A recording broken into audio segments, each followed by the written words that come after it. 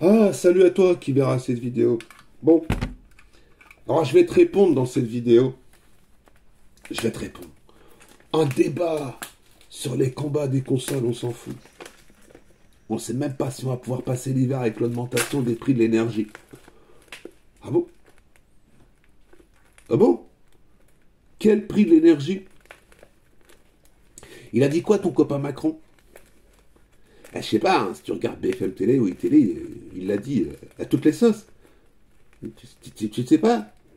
Il a dit c'est terminé l'opulence. Alors vous avez voté pour Macron. Qu'est-ce qu'il disait Romu avant les élections présidentielles? Qu'est-ce qu'il a dit Romu? Vous allez mettre Macron à la tête de l'État? Il va vous mettre le god dans le fion. T'as mis Macron à la tête de l'État? Non? Ben, tu iras te poser la question pourquoi aux gens s'ils ont mis Macron à la tête de l'État. Alors tu sais, l'augmentation de l'énergie. Regarde le système. Pourquoi en Espagne ils payent moins cher leur électricité qu'en France? Je sais pas, je te pose une question. Non mais explique-moi. Alors ça fait des décennies et des décennies qu'on n'investit plus dans le nucléaire. En fin de compte, tu sais, c'est un truc tout bête.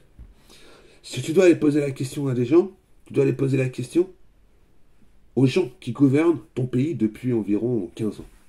Tu vas leur poser la question, tu leur poses la question, bonjour monsieur, pourquoi vous n'avez pas prévu l'avenir du pays au niveau énergétique? Parce qu'on a mis 100% dans le nucléaire, et le nucléaire, ben on voit ce que ça fait avec Fukushima, pourquoi vous n'avez pas essayé de faire autre chose ou autrement? Voilà. Hein? Ben, je sais pas, je te pose une question.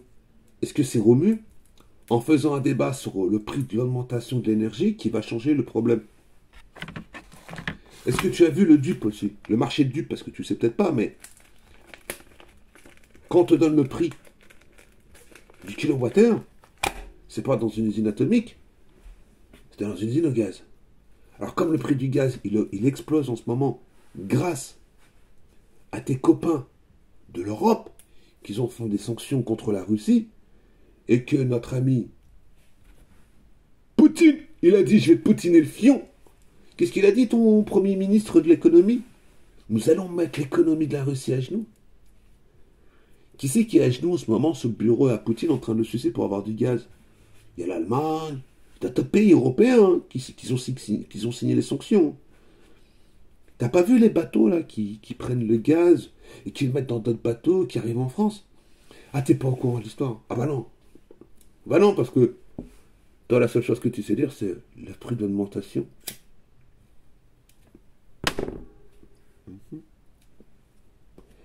Les milliards là qui sont en train de claquer pour le bouclier énergétique. Toi, en tant que particulier, t'as le droit. Mais les entreprises, ils font comment? Tu sais pas, tu t'en fous.